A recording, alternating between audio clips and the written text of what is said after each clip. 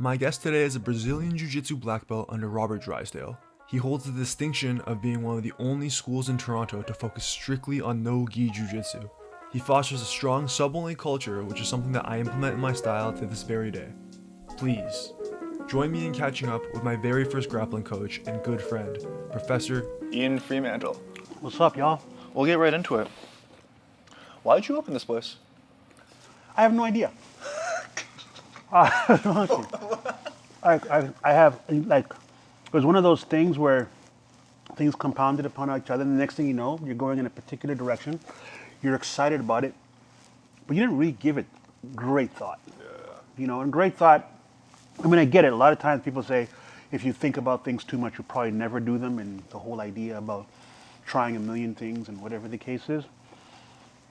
But like one of those things where you look back and you're like, wow, why did I do that? Like, how did I do that?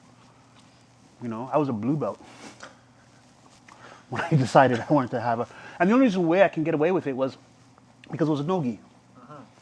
You know, I figured that, you know, well, I mean, all the gi schools have either, you know, by this point, brown belts teaching. Weren't a lot of black belts at that time. And so, and I remember a time when it was just blue belts. And so this is a new era of no-gi with blue belts. And so I said, okay, cool, I'm gonna do this. It actually started because we were just looking for a place so we can practice. And Well, I want to touch on that. Who's we? well, okay. So for a couple years, I taught grappling at York University. And before that, I was training with Cesar. Yes. Cesar ran a no-gi thing just upstairs, right across the street. Right. Even when I opened this, I went to Cesar and I said, Cesar, man, like this place is right across the street for you. He goes, hey, I don't own this place, Ian, man. You know, that was because, you know, because I was looking for a place and I couldn't find a place, and I got this place at a steal. I was like, what am I going to do? Cesar teaches right there. And so I said, the best thing to do is ask him about it. And he was pretty like, I don't own, like he was extreme. I don't own this place. I don't really care what you do here. Oh, no kidding. So he's really cool about it. Like, no, there was no animosity. So No animosity. At least he didn't show it, right? But eventually, he did go to Davisville at some point at T-Camp too. yeah, so that was like, I think it was like 2 months later. Yeah. Or a month later, maybe, I can't remember. But he was over at Christie and St. Clair Yeah. in this place. It was like a back behind of an old bank. And I remember me and Carlos went there and he gave us these dirty gis. The first time I ever put a gi on. Okay. He gave us these dirty gis to put on. I was like, yeah, okay. But anyways, so yeah, so I was at York. And I tried to get Cesar to come to York and teach. He didn't really want to. He goes, you can do it. I was like, really? And so I went to York, did some grappling there. And then, so I went in September when the program was supposed to start. So we did a couple years before, a few years before, 2 or 3 years. Timeline-wise, when was this? But I'm pretty sure it was 8, 9, and 10. And we got some guys coming out. Carlos loved jiu-jitsu. Like, I couldn't understand it, right? I'd take him aside. What's wrong with you? You know? Because he really, like, you know, I used to come downstairs to open the door. They gave us the key. And I sometimes would be like 25 minutes, half an hour early. And there's Carlos sitting outside the door. Just waiting. Just waiting. Like, yeah. And so anyways, so when I went to one September after we'd been there for a couple of years, and the girl that was there, apparently she was really incompetent, but you know, that's just another story for another day. She goes, oh, Ian, hey. I'm like, yeah, what's up? This is the day, right? You're supposed to go and start, right? Because I've done this a couple of years before. And, you know, you come in and you get the key, they tell you the date. Just, yeah, we replaced your program. Oh, what the? She goes, because I guess she slipped her mind. Yeah. Mind you, I get it. Some things have slipped my mind, too. But like, no, we just you don't Right? you don't have a job here anymore. right. You know what I mean? Like, totally slipped her mind. And I guess she had too much on her plate. I don't know. But anyways, afterwards people were telling me, yeah, she does it all the time, so whatever. And I was like, really? Okay, cool. And they replaced it with Japanese jiu-jitsu. Gotcha. Because, you know, apparently they came in and they did this great, like, flying, breaking boards. Big demonstration. Big demonstration and said, we should teach a program. And we just came in raw and just rolled her on the ground and went home. They just came in, rolled her on the ground, went home. We didn't do all that stuff. So that impressed them, and they decided to give them a chance, and then put our program on hold to see if this one works out because they needed a time slot. And what they were doing, which is common in martial arts, is they were using the York University space to send people to their actual academy. Smart business. right? Oh, there's a lot of business that goes on in martial arts, like a real business. Business, you know? But yeah, that's what they did. Okay. They went out, and then so. So you don't have an academy. You don't have you don't have. I have no place to train. Yeah, no place to to do this thing, right? And so I thought, and I was like, hey, you know what? Maybe we can get a space someplace, and we can just roll, right? We can just train. And so, we started looking around for a space, and I was thinking in my mind, okay, yeah, I can get like maybe $750, $1,000 a month for some space, and we can just train and have the guys come and train, and people can pay a drop-in fee or whatever the case is, or that'd be pretty easy. That's pretty simple enough, right? Okay, cool. Let's do that. Amazing. So we started looking around at spaces. So wait, you keep saying we. Who is the core? Well, it's not we. It's more. Yeah, it's more. I like these guys. They want to train, right? And so do you. And so do I. But I feel like I didn't really let them down because they were the ones that canceled the program on the day that it was supposed to start. So anyways, I felt like a responsibility to these guys. I don't know why I felt like that. That's good things about your character. Yeah. So I felt like, I got to find a place for these guys to train because like Carlos is really into it, right? Like he's really like, this guy is. So anyways, so we started looking, just maybe we can find like, like the back of a laundromat or something. You know what I mean? Like upstairs from a beauty salon, whatever the case is. And there were some spaces I remember up at Young and Shepherd, guys asking, $1,500, what the? Hey, you get the hell out of here with that, right? And it's like, you're not going to get anything. Yeah, watch me, I'll get something better. And I started looking around some more, and all of a sudden, the weirdest thing happened. As I was looking around and going home on the weekend and thinking about this thing and, thinking about how I'm going to design it, right? Like, what kind of mats am I going to use? Where am I going to get mats and what kind of mats I'm going to use? And it started to run away with me. Oh. The idea started to run away with me. And then it's like gears grinding, and every time they turn over, they dig deeper. And so next thing you know, we're up to 3,500 looking at spaces. And then I'm like thinking, wow, okay. There was a point where we were looking, we didn't know how much it cost. We started looking at spaces. We walked into the one space. I saw the picture of Carlos in this space, this beautiful space at Queen and Spadina. Okay. But it was like $12,000 a month. Right? Yeah. And so you're like, okay, we're getting carried away here. We can't do that. And so, we started to think, okay, what's reasonable? Right? What's a reasonable, and then at one point I was ready to just like, whatever, I'm done, I can't, because the spaces that were within our price range, and eventually our price range went up to like $4,000, were dumps. You know what I mean? Like they look like health hazards and stuff like that, right? And then I looked at this space, right? Yeah, so, and it was between this space and another space that was cheaper at Bathurst and Bloor. The guy was going to give us, it was 3 months free rent. And you're in K-Town. It's not bad. Like, why did you take that?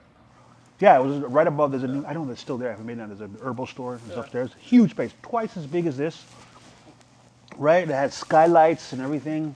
The creative juices were flowing. It was a little bit over what we, you know what I mean? And it was like, yeah, this is awesome. And now I'm thinking about a gym. Right, I'd gone from just a scraggly space where we can put mats down and train, to I might as well do a gym and, people can pay to come in and whatever the case is, and we can cover the cost that way. Yeah. It was like the most naive, it's basically crazy idea. And so, and then this space was calling me, because I came to see it. He goes, oh, and I just like, okay, cool, you know what, let me just keep this on the burner, right? And hey, so you can come down and take another look if you want. Like, oh, they really want to give me this space bad. Like, what's wrong with it? It was a bookstore, right? If I remember correctly. It was a bookstore. It was a bookstore, yeah. And they go, yeah, we can move you in next month. Because the bookstore was on a deal where they were just paying whatever they could. And as soon as they got a tenant, they had to leave.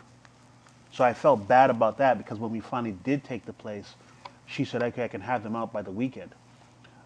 And it's like, really? Right? But this is like November 1st, time was running, now I got to start paying or whatever.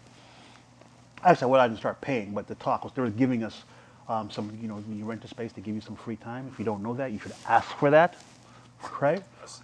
That's money advice, right? Right? Make sure you don't know that. You should tell them that how much months or whatever you're going to give me for free so you can do your work. And sometimes they do the work too. But anyways, she said, yeah, but I had to take it, right? And so they were running a business. And because they weren't on a fixed lease, they had to pack up quickly and get out. But anyways, the place at Bathurst and Bloor, so the guy was there, like, okay, cool, 3 months for free. Let's see what we can do in 3 months. And then on the day of closing, No. he took away 2 months. Like he thought that, I must have been so desperate and so naive and like, oh, okay, I'll take it. And, so basically I was like, okay, no, and I walked away. And this place called, and this wasn't much money down, this place here. And so I said, okay, we'll try it here. And then, we had some people help us out financially, like family and stuff. Right. And we gave it a shot. How much time did you have to buy? So like, was it, if this didn't take off in 6 months, like you shut it down, or was it like, how much was your? Yeah, so usually that stuff happens, right? So usually you get a few months free, and it's supposed to be for your construction, like to change the place and whatever the case is. And we did wonders with this place. We knocked out walls and stuff. And then it's like it's a race. Oh, okay. Some people will have, I don't know what, a year's rent in the bank. Right. Some people have 6 months.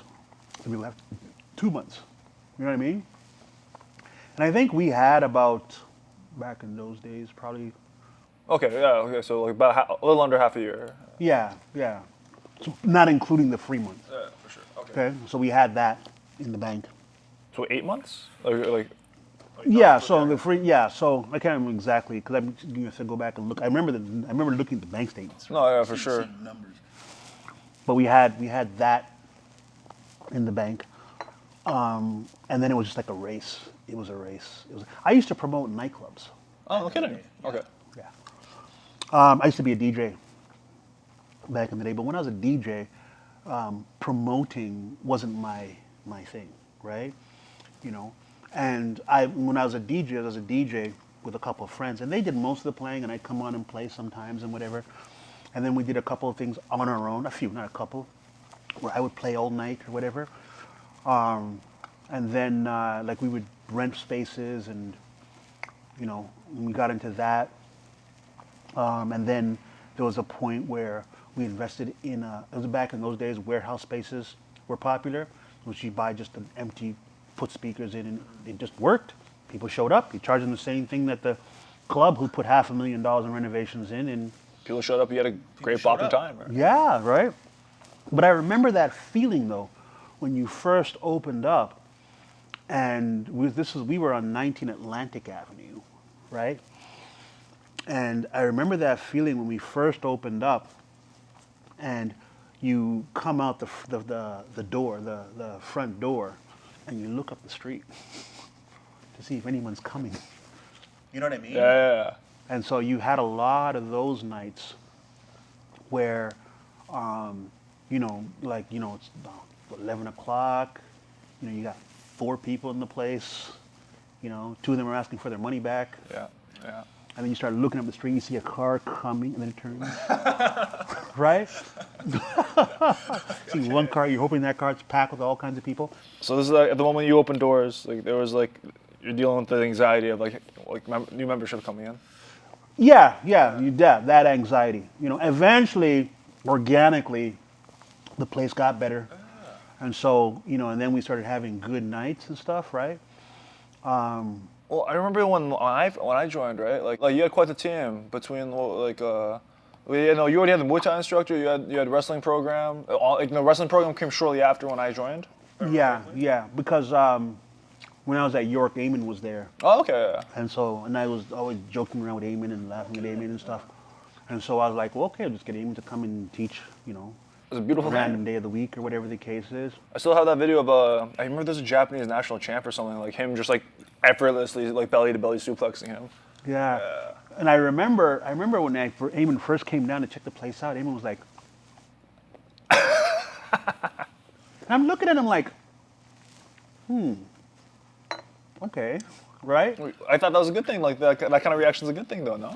Right. But I mean, it's sort of like, right? Yeah, it's a good thing. But I'm like, you're up to something. Oh, okay. He sat down. He's like, looks at me. He's immediately plotting. Right? Yeah. And I still don't. I can only suspect, but I think maybe he wanted an off-site training center for York because eventually a bunch of the York guys And it worked out well. were coming here to train. But to go back, so we opened up, and we had those programs, like we got all the instructors to come in and teach and whatever the case is, but it was still that anxiety of what if nobody comes, right? I remember I used to laugh at that thing. People used to say, "Build it and they will come." That's such a crock, right? But interestingly enough, we didn't even have a website for the first month, right? I had a guy come in and say, "You can build a website for us," and he totally messed it up. Didn't know what he was doing. It's like, and he tried to blame me. Like, it's not my fault. Oh. Okay. So I'm like, but you said you could, so that's one anxiety Yeah. happening, right? Because now the time is ticking, and now, you have a website and it looks horrible, and it's like he doesn't even know how to put things. He's trying to do it with a template. Like literally, he was trying to learn on the job while he was doing it. It's a common thing for people to try to do when they're. Yeah. But like you don't want it done to you, I guess. Yeah, makes sense. Yeah. I can see both Well, sides. it depends. I mean, you got to have some expertise at some point, right, to take on a job. But then, how much expertise you have becomes very apparent during whatever you're doing, right? So, anyways, so there was that, and then, literally, like even now, I'm not gonna look up the street to see if anyone's coming, right? But I remember that anxiety when you look up the street and anyone who looked like a tough guy might be coming to yours. It's like, wow, how did I put myself in this situation? Right? Just that anxiety, just that idea. But people start to flow in and start to come. So I don't even remember where they came from. I think a lot of it had to do because Carlos was such a diehard. Alex was here. And I think a lot of them spread the word and they got their friends to come and check it out and whatever the case is. And so we started off pretty slow. Yeah. I think because of the design, because we did, like this is raw and we fluked off. Like people go, wow, you did a really good design job here. That was a fluke, a total fluke. Oh, it's like you had a really minimalistic thing going, and in a good way. I mean that in a good way. Like it's very clean. It was yeah. Yeah, we were gonna paint the walls like beige. The guy started, I didn't like it. I said, okay, paint it white. You know what I mean? I didn't know what color mats to get. Yeah. But then eventually the black mats went great with the white walls, Just kind of everything fell into place. Everything just went bloop, right into place. And so we had a lot of people from the neighborhood come in for the Muay Thai at that time. I can't even remember. I think it was Constantine started teaching the Muay Thai at the very beginning. Because Muay Thai was right beside us at York. Yeah. When we were at York. Oh, that's how you made that connection. Yeah. I remember now. Yeah. So Muay Thai was right beside us. And there was a guy named Lindor, I think his name was. Okay. That was sometimes subbing for Jen because Jen was teaching right next to. And so when I was opening up, I said, "Hey man, he goes, wow man, I'm so far, but I'll recommend somebody to you." And he recommended this guy named Costa. Okay. And Costa came in and he goes, "Yeah, I got a guy for you." He goes, "But if he doesn't take it, I'll take it," because Costa was really busy. And Right. Constantine came in and took it. And Constantine was a great instructor. yeah, and I think we started out with Constantine. Yeah, Constantine was awesome. It's Constantine, and I remember who the other guy that started, because it was Constantine and someone else on another couple days. But then C and Jimmy brought Sabir. Right.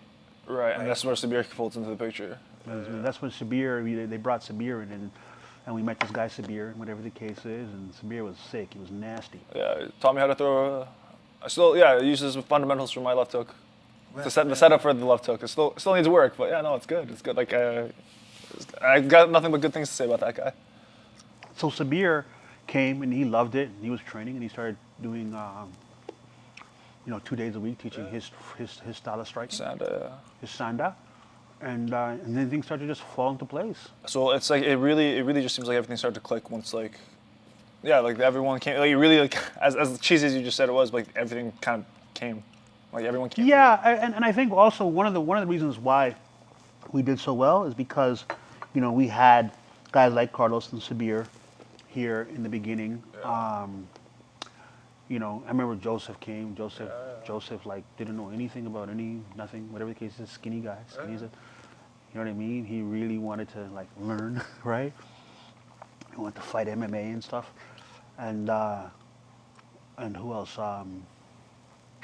Yeah, a couple of those guys aren't here anymore. But yeah, Carlos was a guy that was like, he would go out in the community.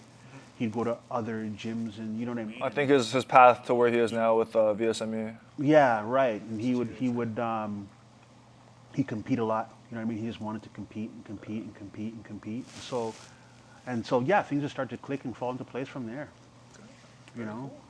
So in regards to the people that came in and out of this door, who have been your best and worst experiences in terms of clientele? Wow. Okay. Again, without mentioning names, not to disparage anyone, but like the reason I'm asking is because I've seen it. I saw it when I was training here. Yeah. Oh yeah, we've had some characters, but I think martial arts in general attracts characters.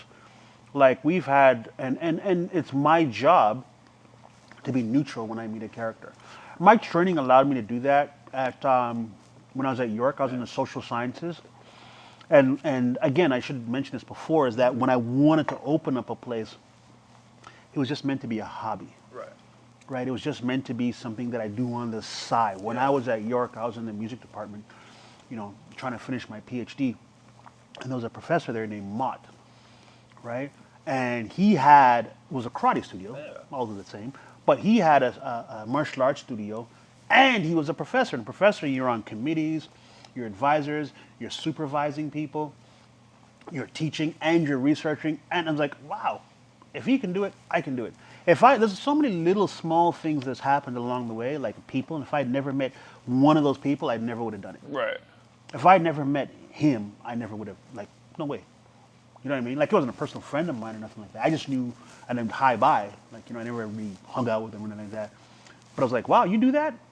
Okay, cool. So can I can go do it too. Right? That's all I needed from him, right? And I thought I could do, it's a full-time job. It's a lot of work. And so training, like I started to look at really, really abstract ideas about culture and abstract ideas. So for example, an abstract idea is cultural norms and customs are always in flux and always changing and never the same. So when you say in 2020, this is how we do it. Yeah. This is how our culture does it. In 20 years, that's not how you do it anymore, right? Right. There's a thing called cultural retention where, people come from India and they're here for so many years and now they're going back and they're having their kids wear the old garb because we're going back as good, I don't know what you call it, Indians or whatever. Sure. Right? Sure. And they go back, nobody does that anymore. It's yes. Right? Immigrants that came in the '90s, like they're still like there's a '90s mindset. Yeah. You're not part of the cultural movement as it progresses. Yeah. Like when Kim came here, she went to Koreatown. She goes, wow, looks like 1980s Korea. Oh, no kidding. I never considered that. That's hilarious. Yeah. Yeah. She goes, wow, looks like 1980s Korea. You know what I mean? So there's little nuances in the culture that change it, but then the nuance over bigger periods of time change it. And so when it comes to other things like the personal, because we are our own, entity, just like a whole culture, then it comes down to the singular, right? Yeah. And so things that seem like quirky now, might be the norm in 20 years. So you can't really look at people in terms of their characters or the things that they do and judge them or categorize them. You try to deal with everyone as though you're learning something new. And so when I first came here, man, I was meeting because I was over there. It was the uniform. Most people were on the same idea. They read the same theories. They were trying to look at culture from that abstract perspective. And so, of course, what then becomes is, a sort of like a uniform way of looking at, people and how they are, right? And so we're on the same page. And you come here, you're meeting people who are, lawyers and mechanics and plumbers and pilots and whatever the case is, right? And wow, everyone's looking at things so differently. I was in that tube there for like, I don't know how many years, 8 years or something, right? And so you start to meet some real abstract characters, and you're like, is that normal? And that's one of the great things is like the gym is a great equalizer. You'll get people that are like the top 1% versus just like random dudes, right? And like they get to intermingle on like a very like equal plane. Exactly. Like you have some people who come in and they have to hide their wealth. Yeah. They can't be like, hey, hi, you know what I mean? And you have everything from people who are uber rich. We had for example, one person who was training here who comes from one of the wealthiest families in Canada, right? But they were dressed down. He would never know that. Most people didn't know that. Do you see what I'm saying? Yeah. And then they're finding their favorite training partner is someone who grew up in the projects. Do you see what I'm saying? Before you know it, like there's like an actual like for sure. Yeah. But that's like, where else would that ever happen? Well, because this is an environment of itself with a different function is where it's going to happen. Most other functional environments have to do with, your vocation, right? What you do for a living, and that's how you meet people. So usually you're going to be on the same wavelength, the same class of people. Yeah. And then when you get into the recreational, then you start to meet varying people of different, because now you're leaving the vocation. Because you go to school your whole life, you go to whatever university or college because you're fitting into what's going to actually define you. Right, and then that defines you. Most of your friends come from. Is when you get into the recreational, you do things on the side that you start meeting people who, because it doesn't have nothing to do with this big progress you've had since 4 years old until university, right?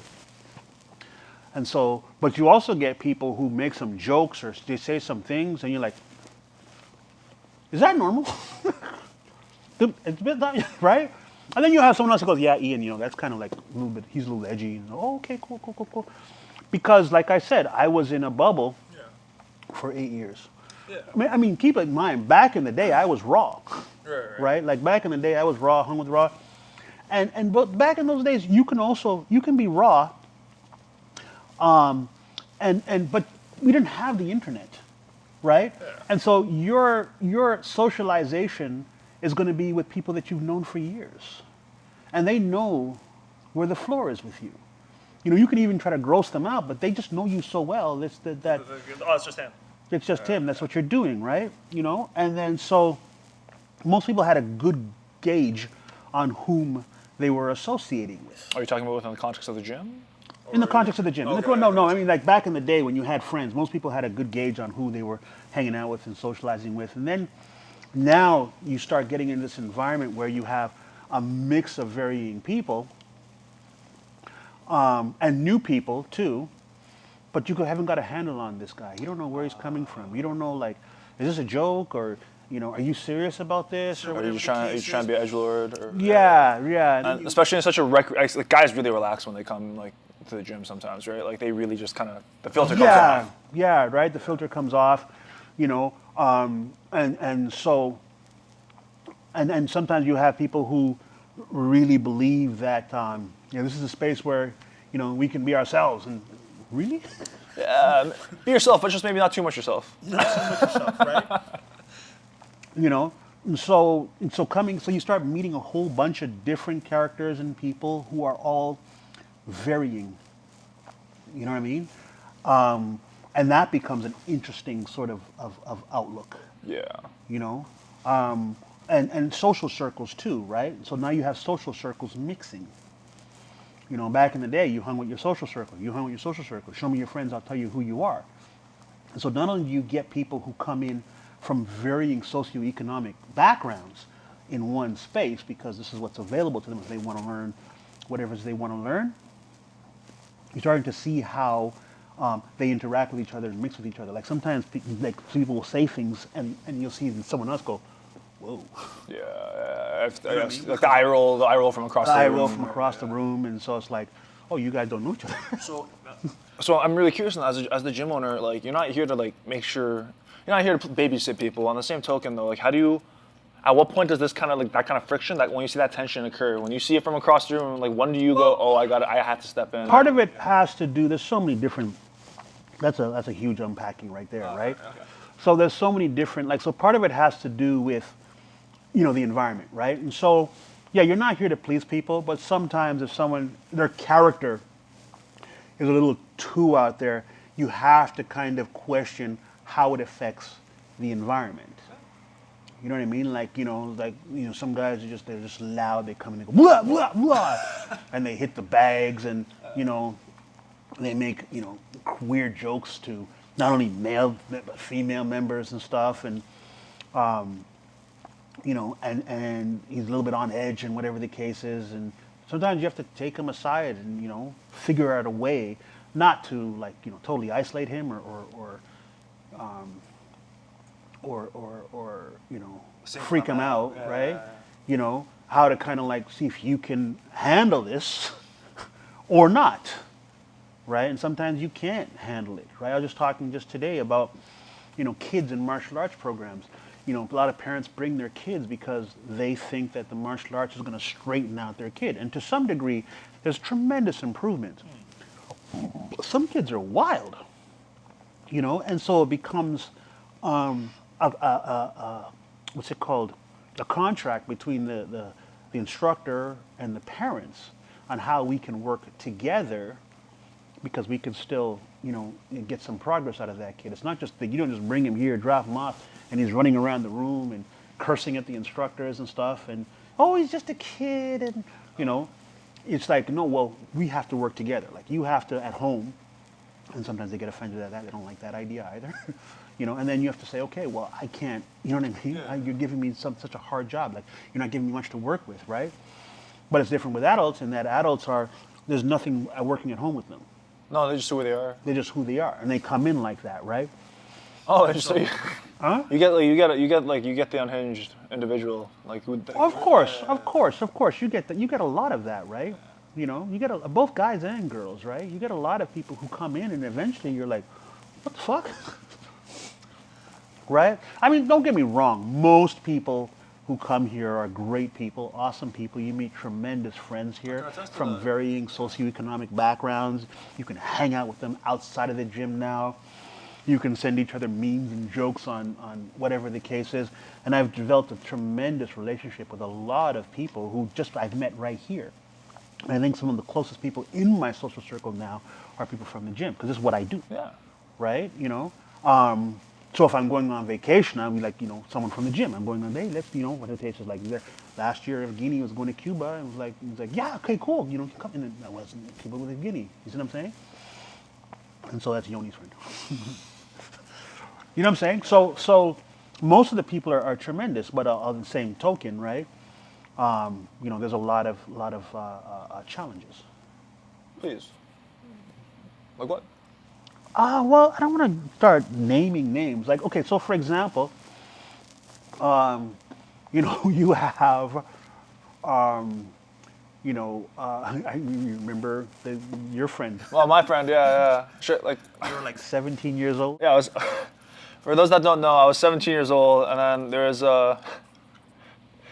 a dude here who was a little off. I don't even want to tell the story. I'm uncomfortable with you just talking about it on camera.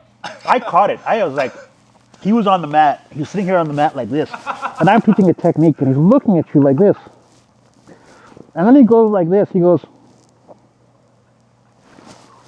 and I look over at you, and you're like, looking around to see if there's any witnesses. I remember beelining out my eyes like, Ian, I hope you saw that. Like, if I was trying to tell you something through my eyes, I was, Ian, for the love of God, I hope you saw that.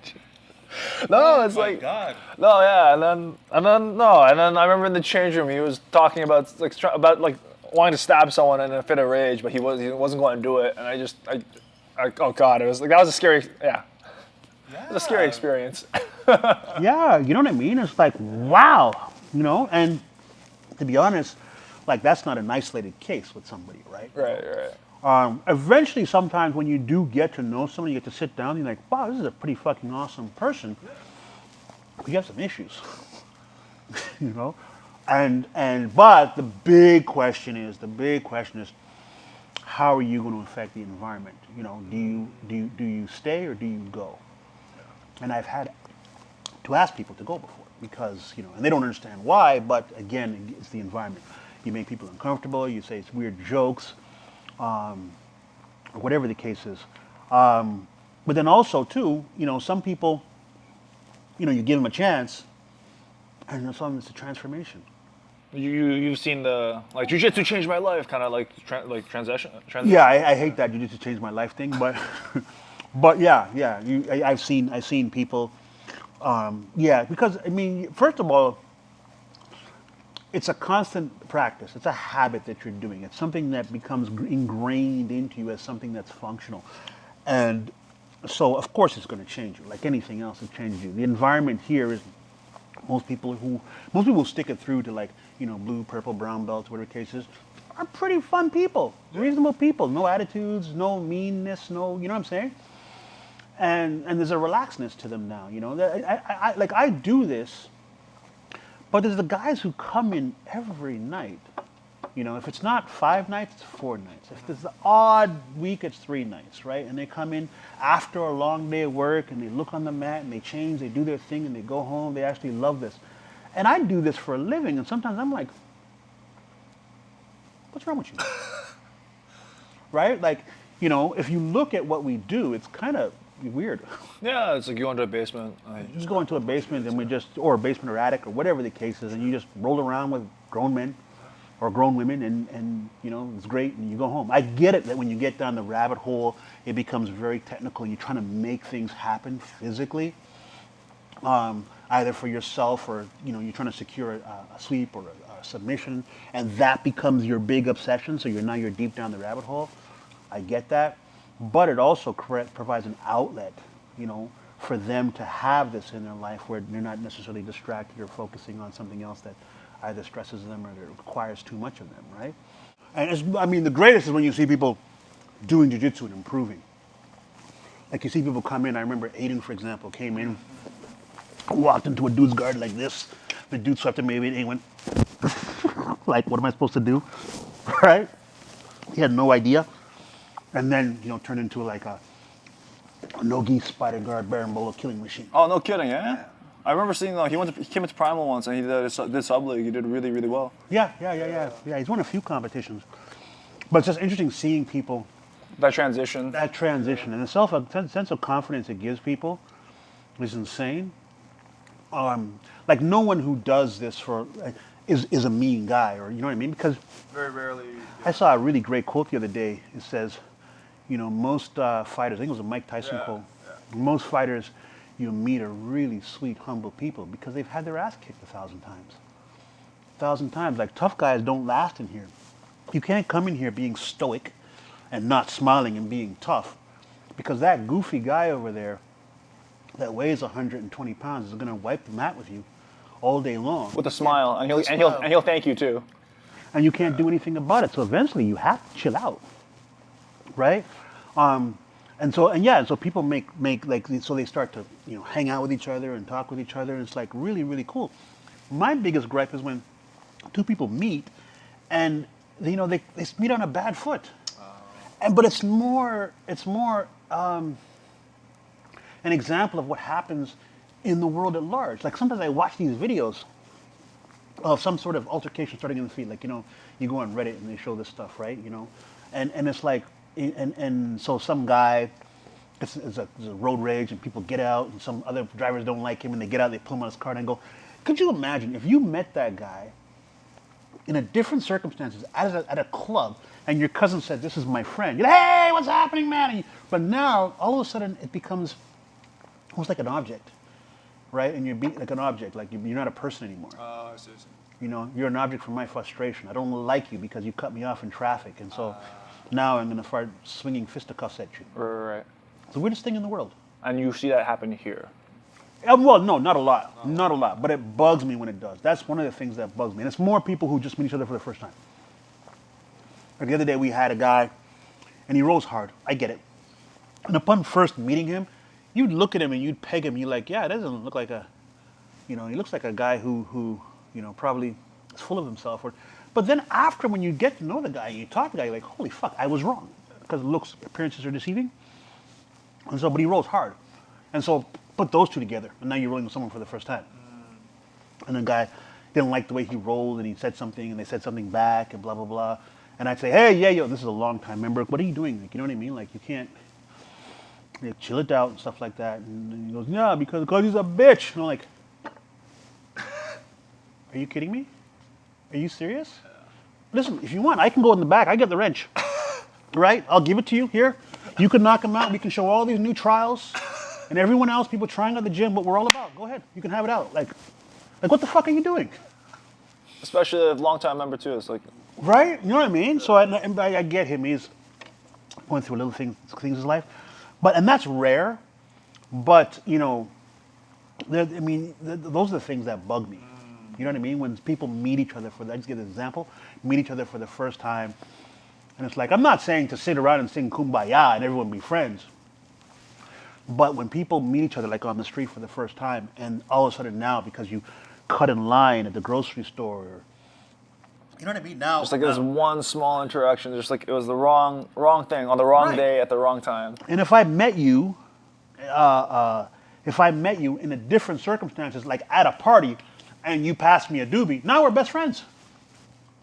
You know what I'm saying? But I guess is this a problem for you? Like, no, it's obviously a problem anywhere, but for you particularly as a gym owner, is this like no? You feel like it's in your house kind of thing? Yeah, no, I don't like it in my house, but no, 99.9% of people who come here say it's an awesome environment, and most people get along. And we have a couple of people here, because of who they are as people, they just naturally like to meet new people.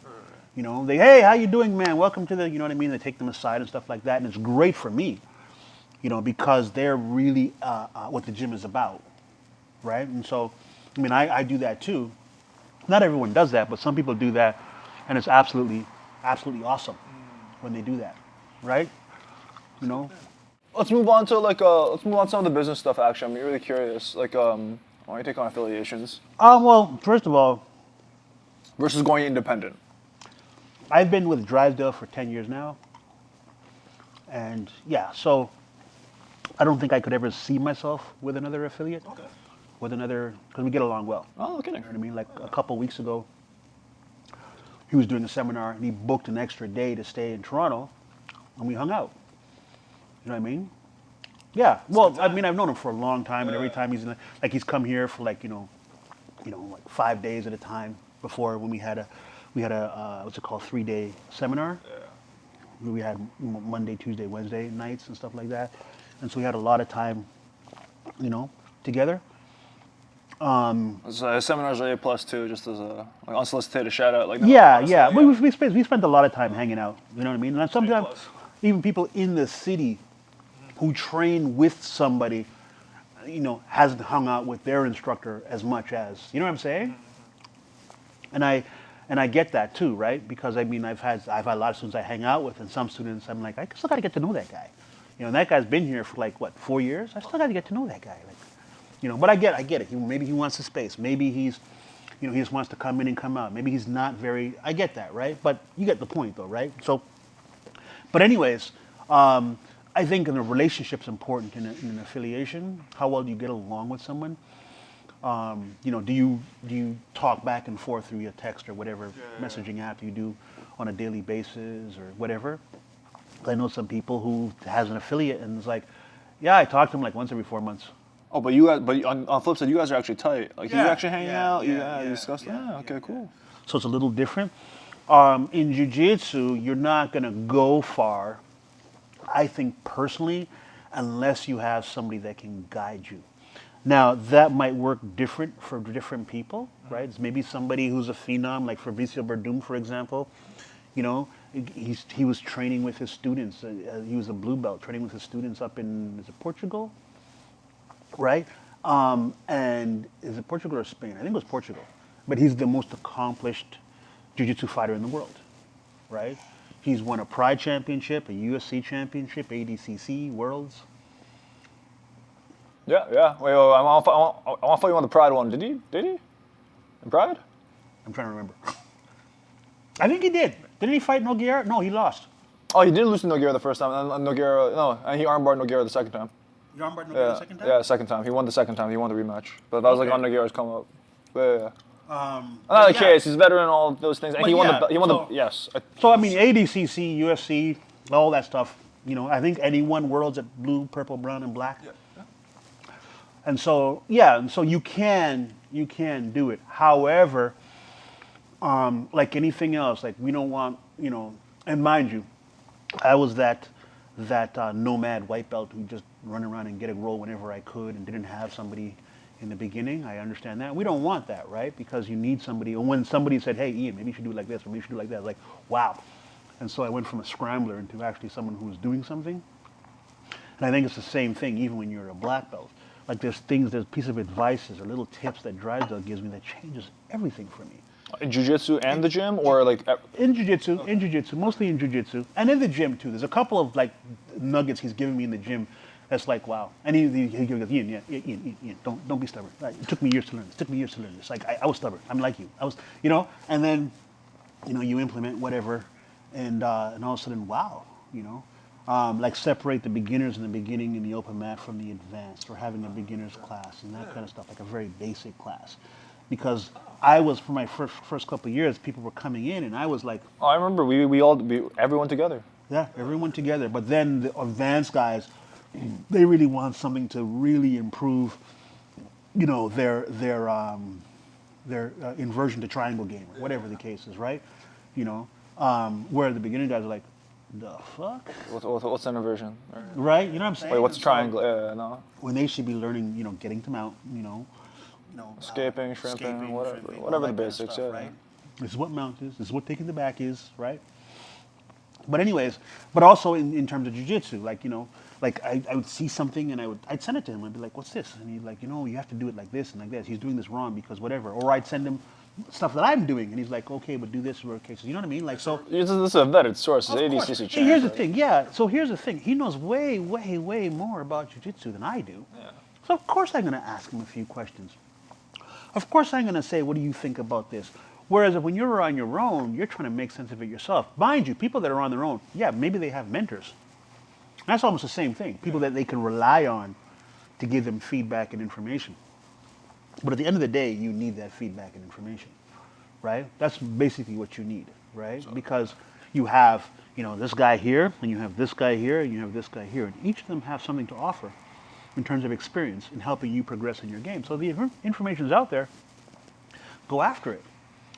I guess if I was to make my own interpretation, distill this, then it's not necessarily just about affiliating and finding a mentor, but it's I guess the big takeaway here is that finding a mentor that will actually help you with throughout the whole entire process, as opposed to being a guy like 5,000 miles away who's just going. Yeah, you don't talk to You them. can use my name. You can use my name. Use my name, you know, pay me this money. You don't talk to them for a while. They come in, they do a seminar, they charge you, you know, exorbitant amounts of money, and then you don't hear from them again, you know. Oh, okay. So it's like you build the actual relationship. Try not to actually just use it for the name value. Yeah. And also too, like, so for example, I know people with affiliates who, like other gym owners, and they'd never roll with their, you know what I'm saying? Like, Drysdale comes into town and we train. You know what I'm saying? Like, yeah, he comes into town and we train. You know, we'll train sometimes 1 day, sometimes 2 days. We'll train. He'll say, okay, what time are we training tomorrow? Oh, you two are like just in regards to the. In regards to them, me and him have trained before. But yeah, so yeah, what time are we training tomorrow? You know what I mean? And you got his stuff. He's ready to train. That's what I'm here to train, right? And so even when we didn't do a seminar last time, he just came to Toronto. Get out. He was passing through. Oh, he's passing through, but even then he came here and he just hung out. Said, let's train. What time are we training? That's awesome. I like that. That's cool. See what I'm saying? And I don't think a lot of people do that. Maybe they do because I haven't experienced it, so maybe I'm wrong. Right? But I mean, that's what you want. Someone who invests their time and energy in you, Back into you. and that can give you feedback. You know how I was when I got with Drysdale. I'll tell you how it happened. Was we went to a competition, right? And there was another guy that I'm not going to mention the name that I was with, and we went to a competition and we did well. And so, you know, I messaged him and we did well. And I met Drysdale before at a seminar, You brought him in off for a one-off. Yeah, one off. Yeah. Brought him in for Very, very cool that you met. Yeah, that was awesome. He's always been an idol of mine because he was one of the guys I used to follow back in the day. And so yeah, I brought him in for just a seminar, just like I would have Dean Lister for a seminar. I think that's where I learned how to like standing guard passing. Like he taught me like fundamentals I still use to this day. Yeah. It was excellent. And we hung out. He stayed at my house. I had a lot of books, and apparently he's very well read. And he sat down. He's like looking around. He goes, "Whoa!" He looks at my books. He's like, "Oh my God, you have," and I'm like, "You know that stuff?" And because he's read them too. And so we start talking, up till 5 o'clock in the morning, talking social theory. And so anyways, I was another guy, and then we did competition. We did well, and I messaged him, and I go, "Yeah, we did competition." To this day, I haven't heard back from him. To this day, no, the other guy. Oh, the original affiliate. To this day, I've never heard back from him. Oh, no kidding. When I messaged Drysdale, just because we were hanging out, and we were messaging each other back and forth. I gave him a T-shirt as complimentary. Yeah. When he came to do the one-off, and he messaged me wearing my T-shirt and stuff, and we're talking about stuff. He calls me. And he goes, yeah. You got some footage to send me? I'll tell you something. These are some tips when you go to competitions, blah, blah, blah, blah, blah. And I'm like, how much fucking energy do you have? Right? You can do that. Like, I'm not even your affiliate, right? I'm not even under you. And so I was like, you know what? I should be. And so it's been 10 years since. It's kind of individual you want to be. Yeah, you want to align yourself with, I imagine. Yeah, no, totally. Yeah. When I was in LA for or Anaheim rather, sorry, for Worlds, like I saw him there and he recognized me. So it's like that, and even for me, like I only saw him like once every 18 months, like that, like I can attest to that kind of character. Like I see it. It's very, very cool. Yeah.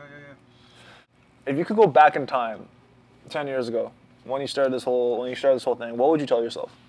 Don't do it. That's great.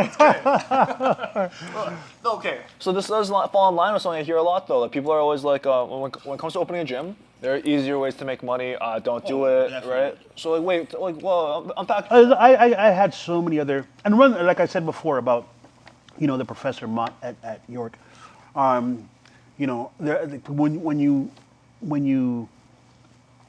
you get into this, right, you realize that it takes a lot of energy and effort to sustain itself. It can't be a hobby. And so you have to start putting that time aside. And so then it becomes really hard to do multiple things while you are running a gym, right? Because you have to start putting a lot of time into administration, organization, accounting, marketing, whatever the case is, right? And you really have to survey a lot of stuff that's going on to make sure everything is popping and clicking, and client relations and stuff like that. And so when you didn't think that was going to be the case. When you first open up, that's not going to be the case. I'm going to put it out, it's going to run on its own, people are going to show up. No, that's not how it works, right? But anyways, years down the road, it's still a lot of friggin' work. And I could have had so many other career paths. You know what I mean? Like, I don't want to toot my horn, but, I'm a little bit highly educated. And so I had these other options that I could have gone on. And so, no, it's not a great money maker. And if I would have known, I would have been hesitant in the beginning. I didn't look at it as that. But even now, I'm like, it's taken up all my time and whatever the case is, right? But I gotta say, the memories that I've had here, the memories that I know, I can speak for a lot of other individuals, I think, like, you've created something really beautiful here. Yeah. Oh, yeah, that's the reward. The reward is that you've made great people, like awesome people. And it's regardless of socioeconomic status, which is really awesome. You've seen people improve tremendously at jiu-jitsu. Right? They've used, like, wow, I remember this guy came in here, he didn't know what the hell was going on. Now look at him. And it all happened here. You've seen characters change. You've seen people gain confidence. You've seen people empower themselves. Like, there's a lot of rewards. Like, they're endless, right? You can go on forever about the rewards, And I'm grateful I did it. But the question was, would I do it again? Would I have gone back? I'd be like, Pregnant pause. Big pause, right? I'm here now, and I'm not going to leave for the world. However, because like I said, it was to be a hobby. It was to be a side thing that I did on the side. And so I'd have to think about it and say, would I want to You know what I mean? But like I said, the rewards are tremendous. The rewards are absolutely tremendous. But it's still a lot of work. We could do this for another 3 hours, but thank you so much for your time, man. Thank you for this. This is great. Okay, no problem, man. No problem.